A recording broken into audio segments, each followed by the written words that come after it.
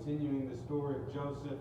Last time we gathered, we talked about Joseph being kind of a punk, and his brothers decide, we're going to sell you into slavery and make some money. So they sold him into slavery. He ends up in Egypt. We're going to see that he lands in the house of Potiphar. Potiphar is an officer to Pharaoh, captain of the guard. We can think of him like head of Secret Service. What? No. No. We didn't learn it. Did we? On Sunday. Got it in my notes. Word. Because it talked about how he's a piece of garbage because he slept with a prostitute and then tried to burn her. Oh, yeah, that's right. Yeah. All right. Now that Chaffin's caught up. Thank you. Verse 1 says, Now Joseph had been brought down to Egypt, and Potiphar, an officer of Pharaoh, the captain of the guard, an Egyptian, had brought him from the Ishmaelites, who had brought him down there. The Lord was with Joseph, and he became a successful man. And he was in the house of his Egyptian master. His master saw that the Lord was with him, and that the Lord caused all that he did to succeed in his hands. So Joseph found favor in his sight and attended him, and he made him overseer of his house and put him in charge of all that he had. From the time that he made him overseer in his house and over the blessings, over all that he had, the Lord blessed the Egyptian's house for Joseph's sake. The blessing of the Lord was on all that he had in house and in field. So he left all that he had in Joseph's charge, and because of him, he had no concern about anything but the food he ate. Now, we're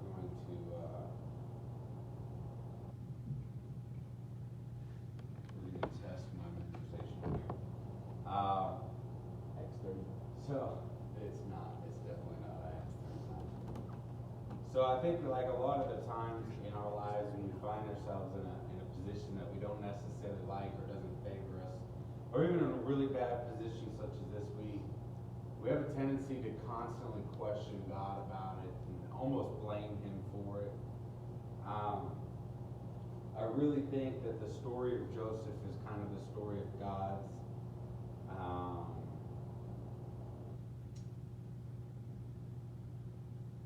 omnipotence, if you will, his divine will. As I've said before in here, God's will is going to be done no matter what. The only choice we get is whether or not we're going to be a part of it. And Mordecai actually reflects these words in the book of Esther. When he says, nope, I'm not going to try this. We're just going to flip to Esther.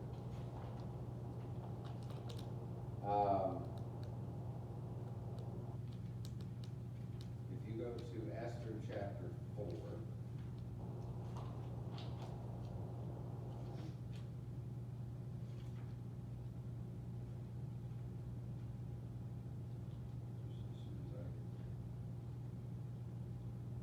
verse 14 of chapter 4 says, For if you keep silent at this time, relief and deliverance will rise from the Jews from another place. But you and your father's house will perish, and who knows whether you have not come to the kingdom for such a time as this. So Mordecai is saying, listen, backstory for Esther, there's a gentleman that is trying to kill all the Jews, right? Typical story for the Jews. Anyways, so Esther's in a position to prevent this, and Mordecai is her uncle and is telling her, listen, you need to use the resources you have to prevent this. And the point he makes is that God's going to deliver his people one way or the other. So either you can choose to be a part of this or you can choose not to be. But it really shows his idea is that God placed her in this position specifically for this moment.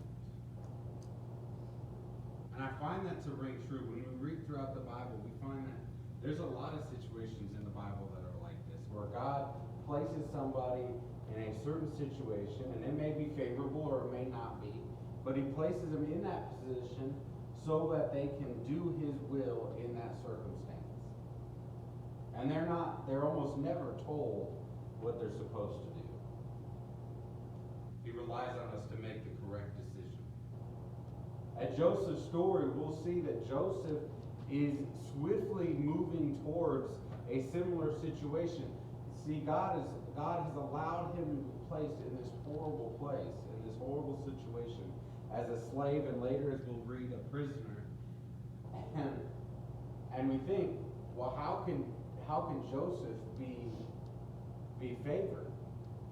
Right? How can Joseph continue to be faithful and not blame God for this? And I don't think that you can read Joseph's story and ever make the argument that God did not specifically place him in this position so that he could solve a problem later for God's people. Because if Joseph had not been sold into slavery, the Jews would have never moved to Egypt. Exodus would have never happened.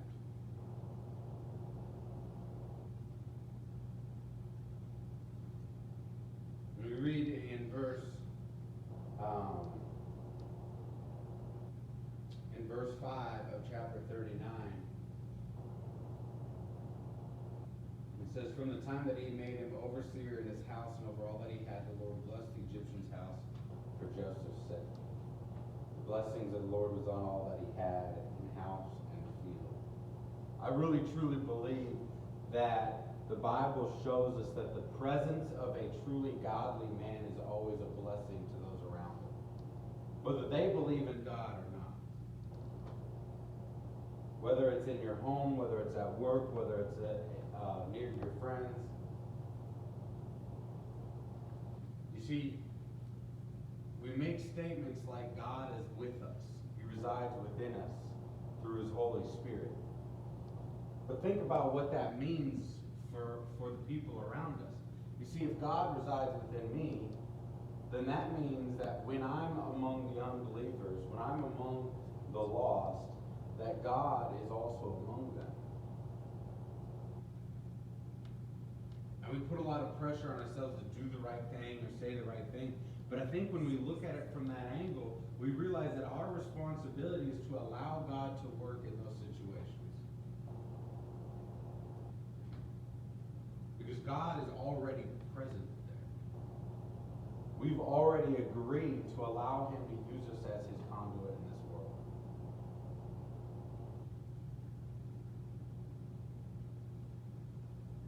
Now there's a lot of arguments as we get into the story that Potiphar may have been a eunuch.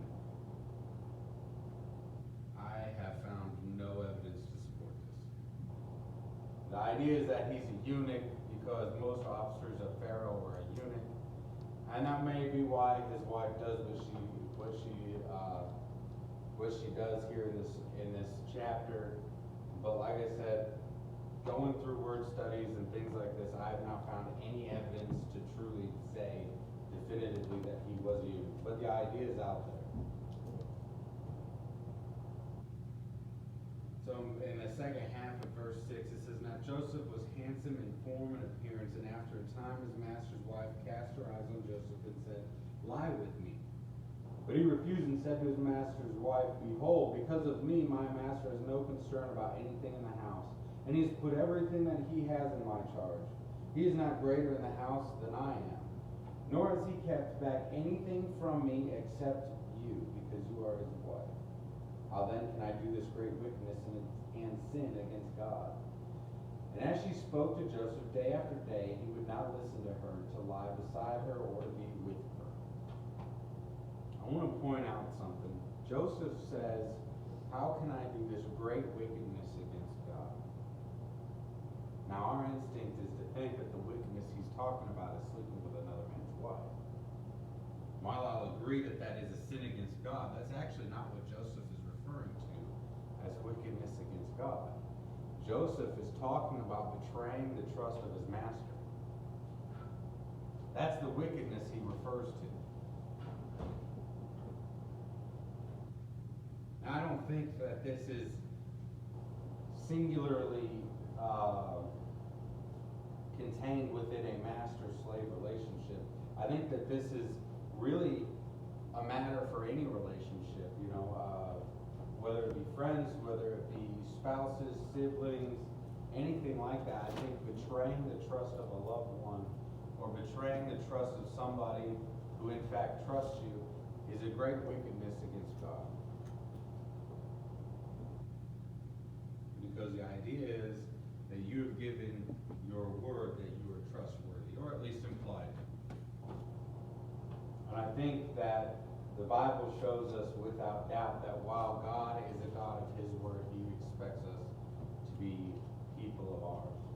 When we say we will do things, He expects that we do them. Verse 11 says, "But one day when he went into the house to do his work, and none of the men of the house was there in the house, she caught him by his garment, saying, 'Lie with me.' But he left his garment in her hand and fled and got out of the house. And as soon as she saw that he had left his garment in her hand and had fled out of the house, she called to the men of her household and said to them, 'See, he has brought among us a Hebrew to laugh at us. He came in to me to lie with me, and I cried out with a loud voice. And as soon as he heard that I lifted up my voice and cried out, he left his garment beside me and fled and got out of the house.' Then she laid up his garment by her until his master came home. And she told him the same story, saying, 'The Hebrew servant whom you have brought among us came in to me to laugh at me. But as soon as I lifted up my voice and cried, he left his garment beside me and fled out of the house.'" Now it was kind of a struggle for me reading that, to laugh at me. The phrase is simply to humiliate me would be a better translation of what the Hebrew's trying to convey in this. So she is actually arguing not that he attempted to sleep with her, but that he actually succeeded, and in order to humiliate her in front of her husband, and that she cried out in the middle of this, and he got up and ran away. So understand that while I don't think it changes the message of the story, I think there's nuance there, that this goes far beyond just saying that somebody was trying to sleep with me. She has actually accused him of rape. Now this matters because I'm going to point out later on that Potiphar does not react the way he should have. Not in light of what we know to be true, but in light of his wife's story, Potiphar reacts very differently than what would have been expected. In verse 19 it says, "And as soon as the master heard these words, as his wife spoke to him, 'This is the way your servants treated me,' his anger was kindled. And Joseph's master took him and put him into the prison, the place where the king's prisoners were confined, and he was there in prison. But the Lord was with Joseph and showed him steadfast love and gave him favor in the sight of the keeper of prisons. And the keeper of the prison put Joseph in charge of all the prisoners who were in the prison. Whatever was done there, he was the one who did it. The keeper of the prison paid no attention to anything that was in Joseph's charge, because the Lord was with him, and whatever he did, the Lord made it succeed." We're looking at a culture of Egypt. Okay? Egypt is similar to several other cultures during this time frame, where if you were even suspected of rape, you were immediately put to death. There was no trial. There was no evidence presented. If somebody who had authority accused you of rape, you were immediately sentenced to death. And it really makes me question this whole story, because Potiphar should have done just that. He should have ordered Joseph to death. Instead, he puts him in prison, which leads me to believe that this is probably not the first time that his wife has been unfaithful, and that there was reason to doubt her story. Now again, we don't know this, the Bible doesn't tell us this, but conjecture would tell us that Potiphar probably did not 100% believe what his wife was saying. But at the same time, you can't do nothing. If you look at the way that she words her accusation, she has pinned him into a corner where he must do something. Even if Potiphar knew that she was lying, he had to do something. Because this was a slave that he had bought, that he had placed in front of the entire household.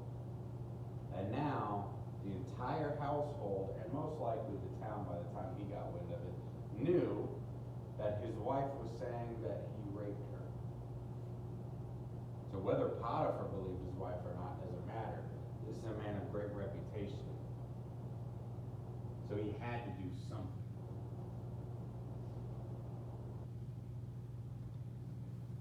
Now, we talked about, and Joseph's story tells us that, God has blessed him in this. Pretty much both of these situations, God is continuously blessing Joseph, making people or helping people to learn to trust him and to place things underneath of him, giving him a role of importance. Now, the role of importance is pointed out because it will protect Joseph. And just like in this situation, Joseph, no matter what he's accused of, is protected on some level because people have trusted him with responsibility. Now, while I am a firm believer that God will bless those of us who put effort into our work, I want to caution us against having an idea that it should be an immediate gratification. Because Joseph was in Potiphar's service somewhere near a decade.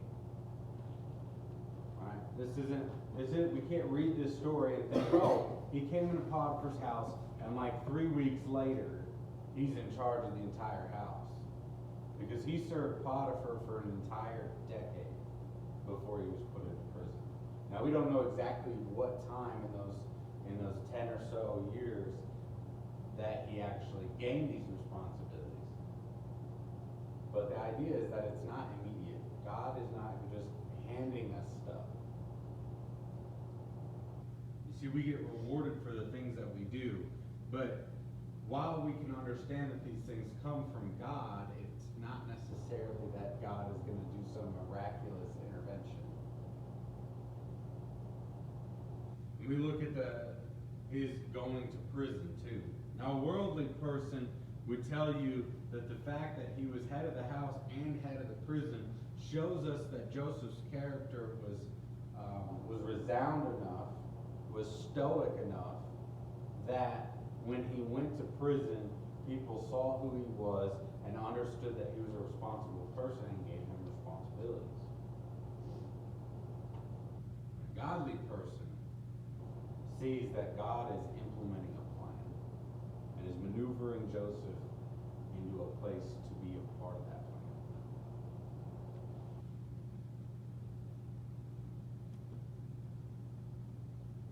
I think that as we continue in the story of Joseph, we're going to see that Joseph is treated unfairly by pretty much everyone he comes into contact with. A great many people wrong Joseph. But to say that he's dealt harshly all the time is wrong. Because in prison he's shown favor. In Potiphar's house he's shown favor. Later on he'll be in the Pharaoh's court and he'll be shown favor. Even the most wicked people will sometimes do good things. And even good people will sometimes do evil. It is our choices over time that reflects our character. It is what we will and will not do over a length of time that shows people who we are and who we serve. Even though he was wrong, that didn't deter him from doing the right things. Right. So he just made the best of the situation and continued to do his best. When I bring out this last point, because as we saw earlier in Joseph's story, he wasn't a great kid, you know. He didn't treat his brothers with humility. He wasn't even humble in the face of his own father. I would argue that there is some level of most of us that don't really blame his brothers all that much. They might have gone way overboard with it, but we don't really blame them all that much for not liking the guy. But you see, that brief moment in his story is not what defines him. It's his story overall that shows us who Joseph was. And while we can see periods of time where he didn't serve God in the capacity that we know God wishes to be served, we can see that overall, Joseph was a very godly person and very interested in doing the right thing.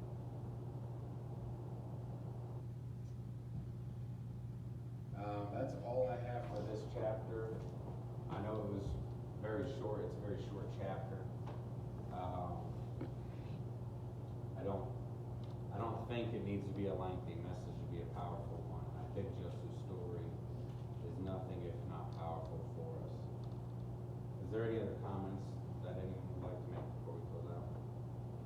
I think that one of the major themes of not just this story, but in the Bible in general, is how God uses people completely against the odds. You know, we see God using, Israel, a relatively small nation in the grand scheme of things, completely conquer lands. We see God use people like, Peter and Andrew, who were, just non-educated, nobodies that were just fishermen, to be some of the most influential people throughout all of history. You use people like Paul, and even in the horrible circumstances, he would still find the light, and he would still find, the good things. And that's what we see here with Joshua, is this guy who, like you said, has been put in such a horrible situation. None of it, well, probably most of it isn't his fault, because, it doesn't really matter how you treat people. You can't really see them coming to kill you unless, like I said, way over. Yeah. But, having said that, thinking about it in terms of how you said it, and I know we've talked about this a while in terms of like Joshua maybe not being this like perfect kid like most people think he was when he was young. I wonder if like this whole situation was like a wake-up call for him. Like, oh, I'm not daddy's kid anymore. Like, I can't just... Yeah, I have to believe that going into Potiphar's house is about to wake up the call that he's going to get. So, yeah. And in fact, we see that at some point between him being sold and him being in service to Potiphar, at some point, there's a mentality. This huge revelation hits He him. grew up there. And, He grew up. Yeah. what's crazy, because like, and I am still a firm believer that God does that today, that even in horrible situations like that, if you still do the good that needs to be done, if you still do the work that needs to be done, like, good things will come, at least to an extent. Maybe not quite as blessed and like, right in every single move like Joshua had, which wasn't exactly how it was, because he still got sent to prison and still got in trouble for things he didn't do. But having said that, I think a lot of people today, not even like small inconveniences, like little things, like, oh, I got a really bad sunburn on my neck, I guess I can't go to church today. And I know it's that maybe hits a little bit too close to home, but there's Oh, really? I was actually gonna contemplate Oh, getting yeah, a no, wheelchair and sitting up here in a wheelchair. I contemplated it too. I'm like, can I get there? But like, and that's a funny one. But like, there's all sorts of excuses people make for not just church, but for anything. Like, oh well, I've got this going on, or work is too bad, or this person's treated me like dirt, or there's fill in the blank. There's a ton of excuses people use. Yeah. But the cool thing about Joshua,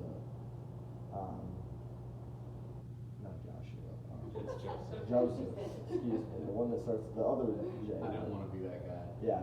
Well, I knew it as soon as I said it. Anyway, the thing about him is honestly, given his situation, I mean, honestly, I wouldn't have blamed him if the dude had just collapsed. Yeah. Like, if Well, the dude had had everything and then nothing, like,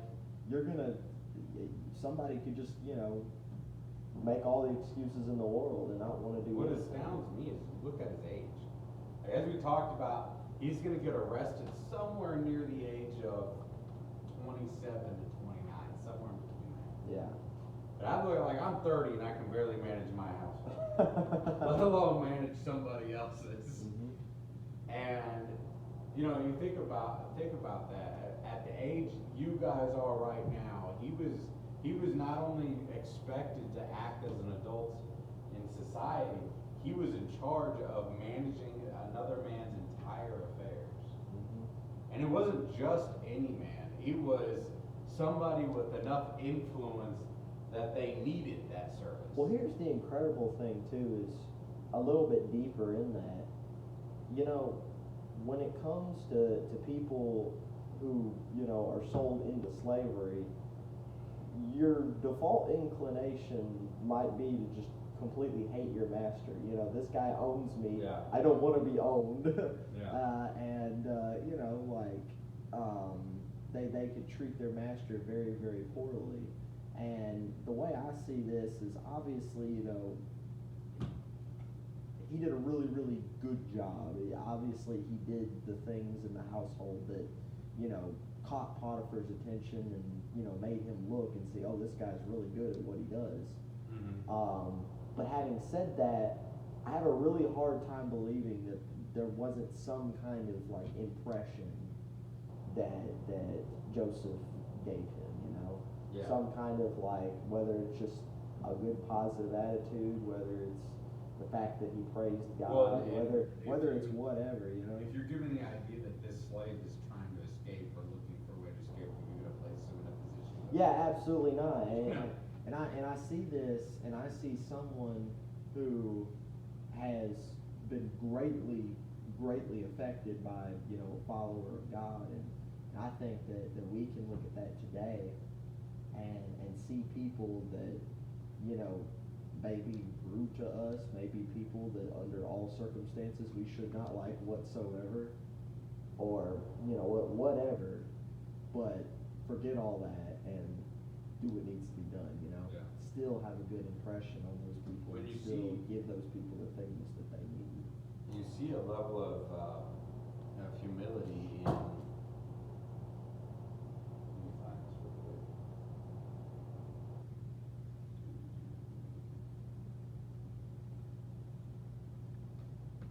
Verse 8. Someone read verse 8 for me.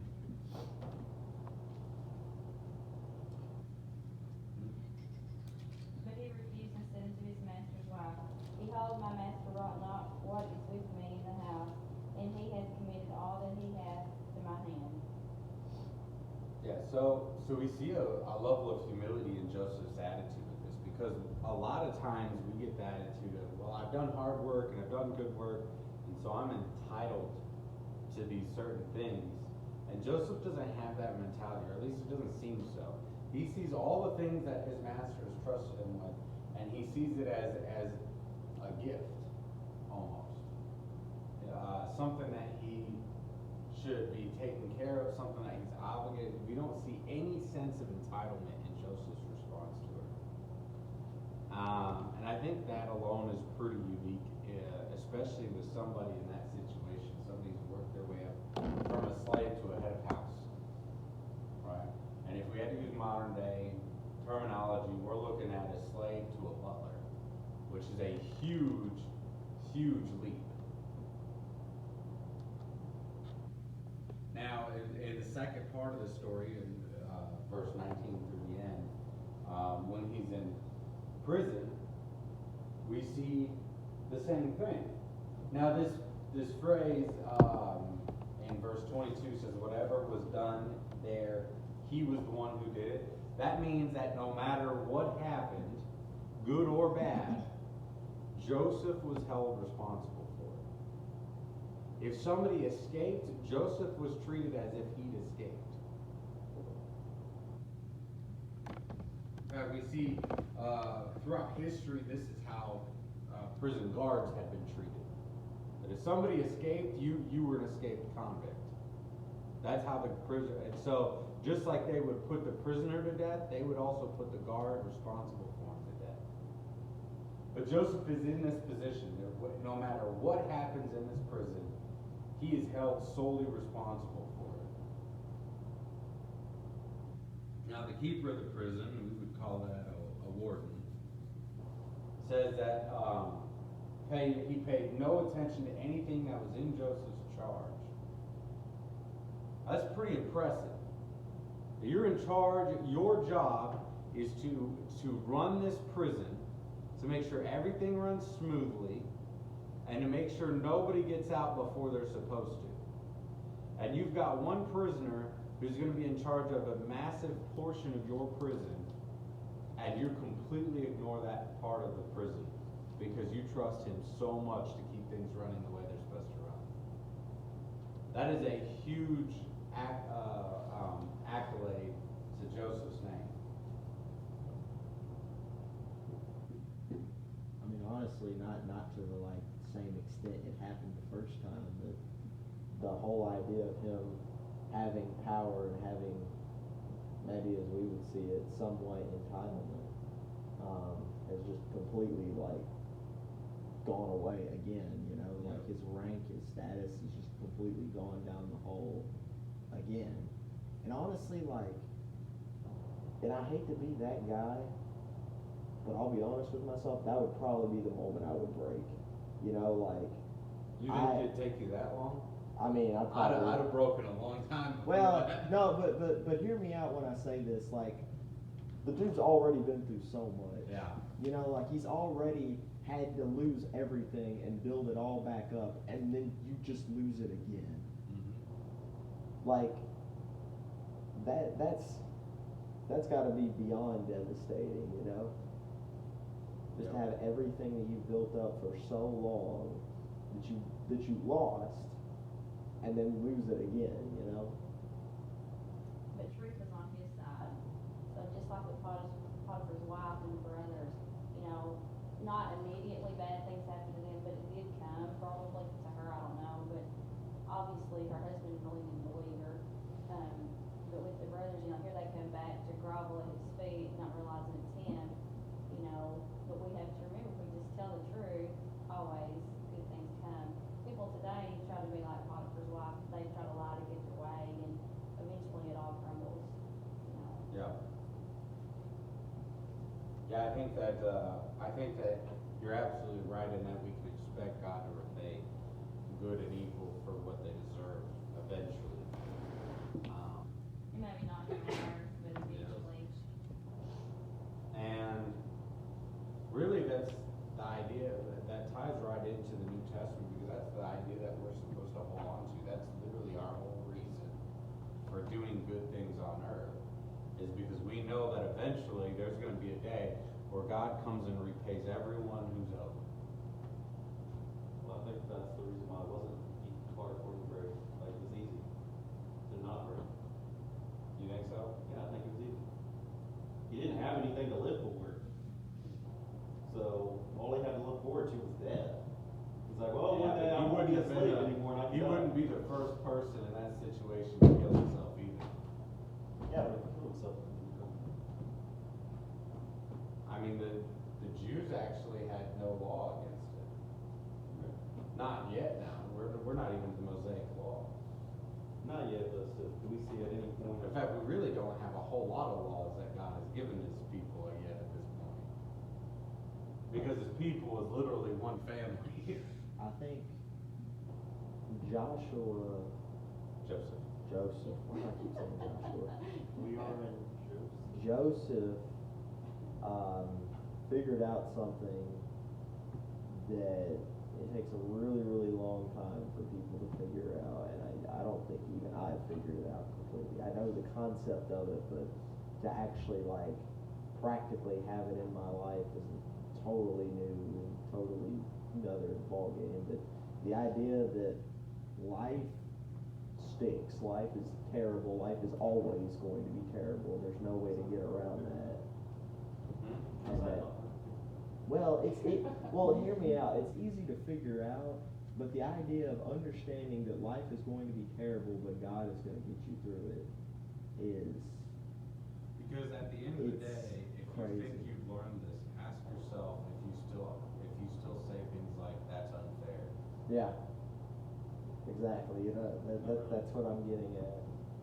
I mean, I've seen that attitude in you when you're driving.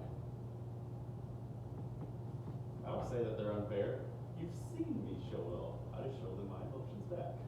Yeah, but you're angry because it's unfair. You're angry at the person who ran you off the road because what they did was wrong and you felt they shouldn't have done it. Yeah. Yeah, so you feel entitled No. that people do the right thing. Like I've seen when I was a kid. They just need to know that they did wrong, Why? so they can fix their mistakes. Why do they need to fix it? So we can have a better society where we're not running people off the Because road. you think that the world should be good, right? I believe in societal rules. So by your own situation here, you show that he's correct, and while you can understand that life stinks, you still don't want it to. Well, who would want life to stink? I'm just saying that you can say you've accepted it, but the fact that you worked so hard against it shows you haven't.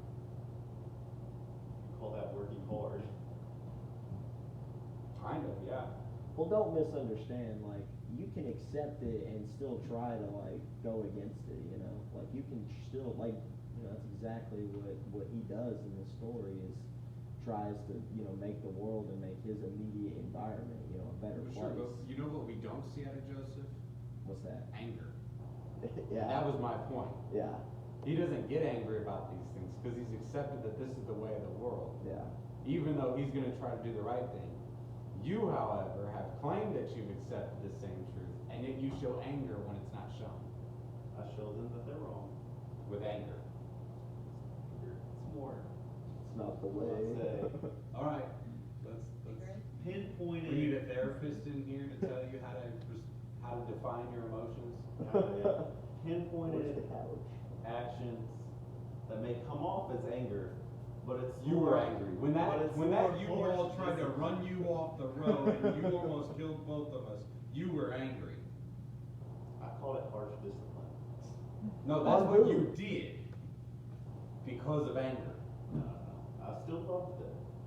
That's They fine. just You use can the love word somebody and discipline. be angry at them. Oh, good. That's allowed though. Why can we not be angry? I didn't say you can't be angry. I'm just saying, why are you angry? You're angry because you felt that you had been slighted in that situation, which shows that you haven't fully accepted the fact that the world's gonna slight you. Yes, but when you slide back, you gotta accept that you slide back and accept that you're punishment. But when I cut someone off that same day on accident, you know what? They No, that's a continuation of the idea that the world should be fair. Mm-hmm. Because if the world's fair, the person who I got mad at wouldn't honk back at me. Yeah, and we both thought that was stupid too. I mean, yeah, let's do it up and honk back. See? Wait a minute, you subscribe to this idea too? What? To the ideas that you were going on him for? Oh, yeah. he Well, the definitely- difference is I don't claim that I've accepted that the world is gonna be unfair. He's claiming to have accepted and That's reached fair. the truth Once that you- Joseph has reached. Once you do that, then whatever else happens, you just kind of run over, but yeah. Well, why can we not show anger at someone? Why can we not show anger? You can accept that the world sucks, but still show anger at someone. That's not the point. The point isn't that you showed anger. The point is, why are you angry? Because they ran me off the road. Which was unfair. It's No. also something you